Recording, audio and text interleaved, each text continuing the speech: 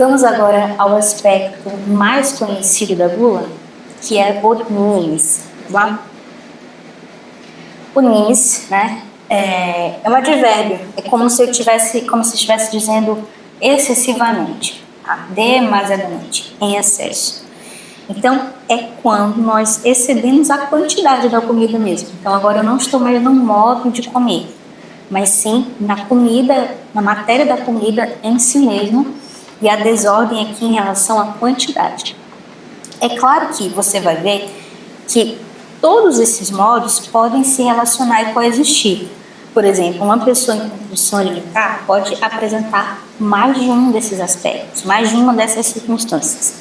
Mas eu estou correlacionando muito especificamente alguns desses com alguns hábitos, alguma coisa que a gente conhece da nutrição moderna, para que vocês tenham um entendimento entre passado e presente e tenham uma noção prática de como aplicar na sua vida, ok?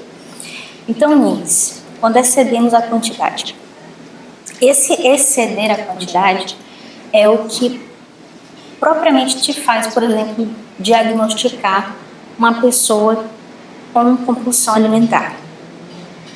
É claro que, como eu falei, a compulsão alimentar ela pode se associar a outros aspectos, como o ardento, por exemplo, que eu acabei de falar.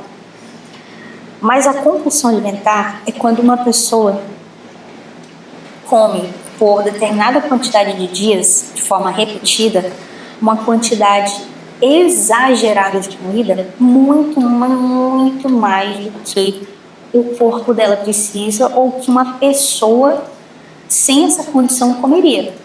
Uma pessoa em uma condição normal comeria. Esse excesso de quantidade, ele está relacionado a muitas coisas, tá? Primeira coisa, é como se nessas pessoas estivesse eclipsada a percepção de fome e saciedade. Pessoas que comem em excesso, pode acontecer duas coisas aqui, tá? Ou ela tem, sim, essa noção de saciedade bem íntegra nela, bem sadia, só que por vontade dela mesma ela quer transgredir isso, ok? Só que do ponto de vista fisiológico, a gente sabe hoje em dia que existem sim alterações fisiológicas da percepção de fome e saciedade que é diferente de pessoa para pessoa, tá? Então, em determinadas pessoas, a fome e a saciedade pode estar alterado do que seria para um indivíduo saudável. Por exemplo, pessoas obesas têm uma percepção de saciedade totalmente diferente. Isso está relacionado, por exemplo, com certos hormônios, certas substâncias, neurotransmissores, que uma pessoa em estado de obesidade, que é uma doença crônica, né, que envolve muitas desordens metabólicas, faz com que, por exemplo, níveis diferentes de leptina, de grelina e de várias outras substâncias que eu vou falar em outro vídeo, faz com que a percepção de fome dela, por exemplo, seja aumentada do que em relação a uma pessoa que não está obesa. E não é porque ela está fazendo necessariamente isso, sabe? Ela está transgredindo a vontade dela, mas é porque realmente o corpo dela produz uma sensação de fome muito maior do que em outros indivíduos.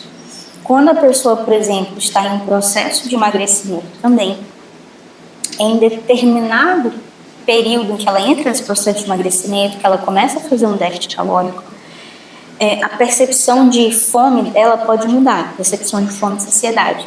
Ela começa muito bem, mas conforme ela vai seguindo aquela dieta, ela vai fazendo aquele déficit calórico, ela vai perdendo aquele peso, lá para o meio do processo, ela começa a sentir muita fome, uma fome muito maior do que ela sentia antes. E esse é um dos aspectos que fazem com que seja difícil lidar com uma pessoa que esteja em uma dieta durante muito tempo e sustentar esse emagrecimento. Então, o que eu quero dizer para vocês é que algumas pessoas, por motivos fisiológicos, médicos, têm sim alterações da percepção de fome e saciedade. Mas, de maneira geral, essa percepção de fome e saciedade também é uma questão de educação.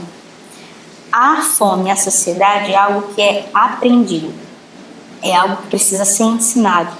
Significa você entender ali os sinais do seu corpo.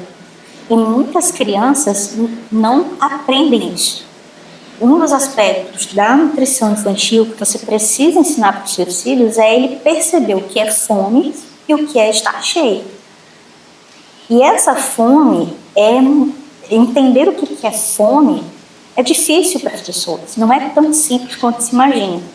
Porque eu tenho uma fome fisiológica, que é a fome que você realmente não tem nada no estômago há muitas horas. O seu estômago já está produzindo várias substâncias, vários enzimas, e o ácido está começando a arder o teu estômago. É aquela fome que arde. E que qualquer coisa que a pessoa colocar na sua frente, você vai comer. Então, isso é muito característico de fome fisiológica. É uma fome que você não está... Quem realmente está com fome não se importa com qual é a comida que vai aparecer na sua frente. Se a pessoa estiver com muita fome, ela vai comer o que estiver na sua frente. Isso é uma das coisas que pode te ajudar a identificar. Além dos próprios sinais do corpo, claro. Você começa a ficar com tontura, se sentir mais fraca, porque aí a sua pressão cai, o seu pico de glicemia cai, o seu estômago começa a arder, porque ele começa a produzir os ácidos gástricos. Então, o teu corpo dá sinais fisiológicos de fome.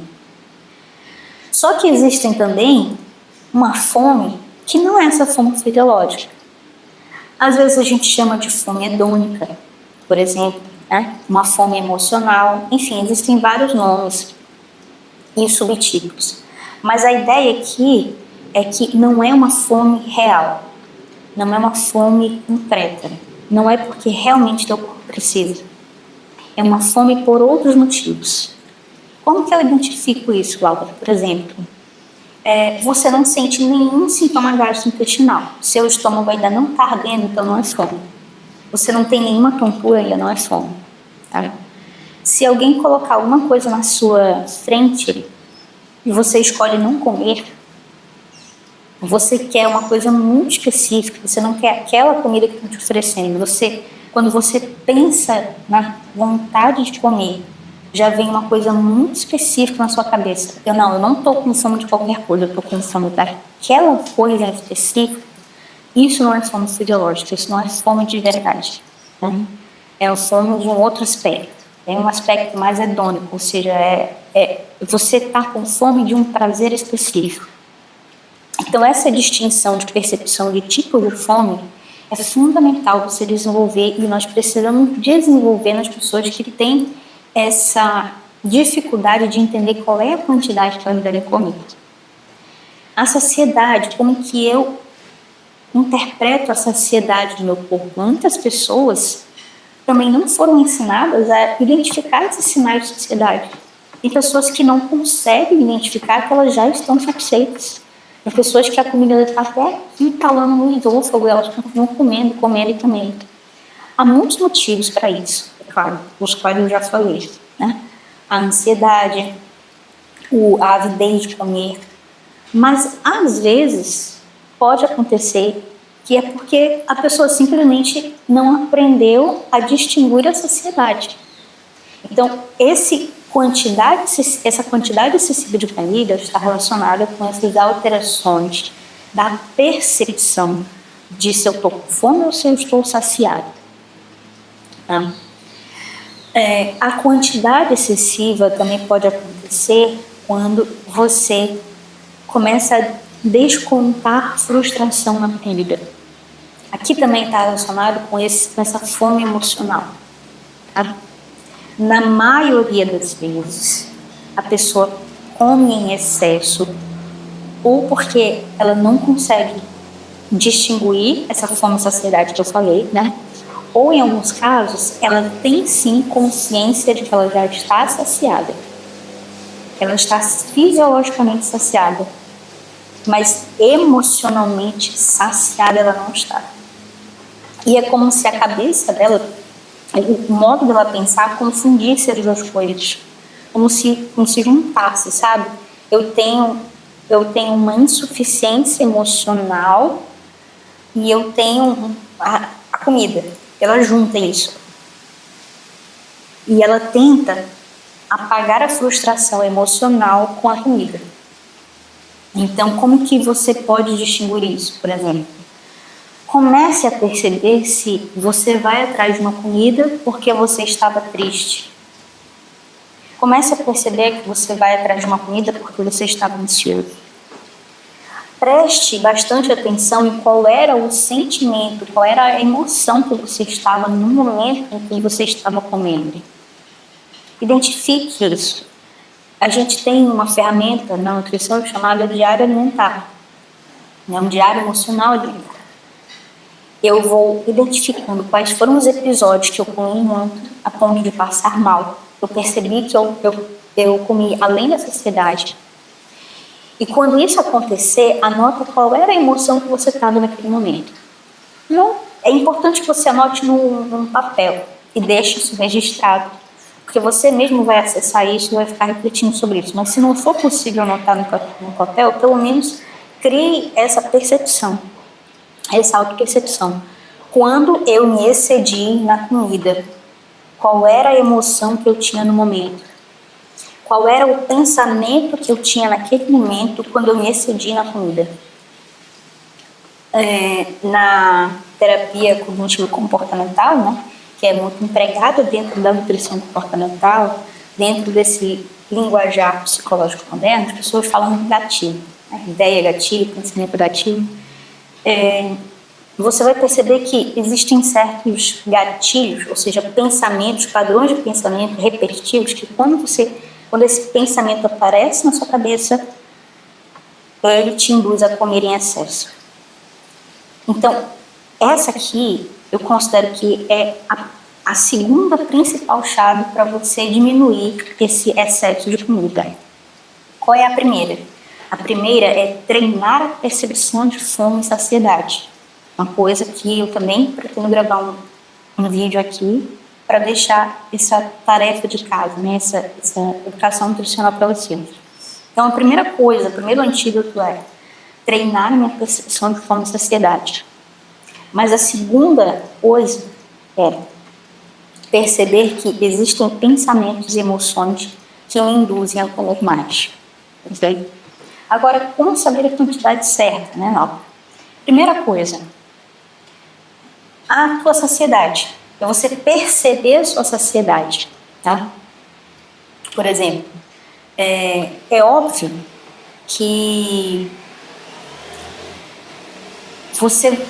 quando você sente que a comida ela não está descendo, você sente como um bolo aqui no seu pescoço, né, na região do esôfago. Você sente uma certa vontade de vomitar. Você sente o que a gente chama de empanturrado, você sente uma pressão aqui na barriga, no abdômen, como se estivesse dilatando, né? Algumas pessoas sentem vontade de vomitar. Você pode, por exemplo, chegar a sentir tonturas. Por exemplo, algumas pessoas que estão com algum problema de metabolismo da glicose começam a consumir muito carboidrato, aí dá aquele pico glicêmico, a pessoa começa a ficar tonta, aquele pico glicêmico, né? Começa a dar alterações na insulina. Então, você vai ter que desenvolver essa percepção de eu estou saciado. A partir daqui já é excesso, tá? Então, você precisa descobrir quais são esses sinais do seu corpo. Isso aqui é fácil, tá? Não é bicho sete cabeças. É só que muitas vezes a gente não foi ensinado a perceber isso, né? Como saber a quantidade certa? Pelos sinais de saciedade. Atingir os sinais de saciedade, eu atingir a quantidade certa. Bom, simples assim. Agora, ainda não consegui, Laura. Eu tenho muita dúvida em relação a isso. Como que eu sei a quantidade certa de comida? Porque eu estou comendo muito, mas eu não estou emagrecendo, porque também pode acontecer isso. Você está satisfeito porque você atingiu um nível em que você precisava comer muito, mais do que a pessoa normal, para atingir a sua saciedade, porque o seu estômago já está muito grande, muito dilatado, né? Então, é isso que aconteceu, por exemplo, com pacientes com indicação variável. para a bariátrica. É aqui que entra a nutrição. É aqui que entra o nutricionista. Nós podemos calcular essa quantidade certa para você e te dizer, te orientar, olha, fulano, para você a quantidade certa é essa. No almoço você vai ter que comer isso no máximo. É esse tanto de carne, de arroz, é no máximo esse tanto de quantidade que deve servir.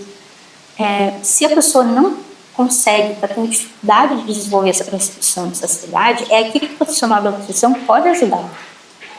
Porque nós temos métodos, nós temos meios de, baseado no seu tamanho, no seu peso, na sua composição corporal, calcular o quanto você precisa para suprir as suas necessidades fisiológicas e para você exercer todas as suas funções e atividades do dia.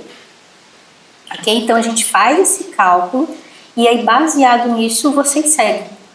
Isso é uma forma de, se você seguir esse plano alimentar com essas quantidades, você vai perceber que conforme o tempo vai passando, no início pode ser difícil, mas depois sua percepção de fome, saciedade, ela vai se alterando, ela vai se adaptando a essas novas quantidades.